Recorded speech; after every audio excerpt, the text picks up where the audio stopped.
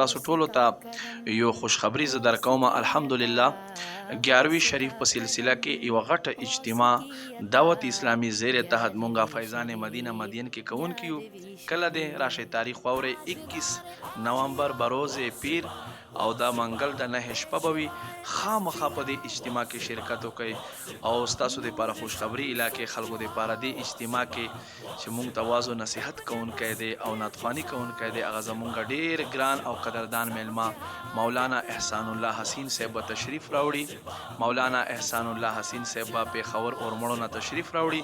تاسو خامخا په دې اجتماع ذکر و نات په سلسله عرس غوث پاک رضی اللہ تعالیٰ عنہ کی شرکت وکړي. 21 نومبر بروز پیر ماخام مزنبات به شروع کیږي. یو وسیع لنګر اهتمام هم دی پکې. تاسو د ما دا ویډیو مخکې در سره شیر کړئ چې نور مسلمانان په دې کې شرکت وکړي. وما علینا الا البلاغ.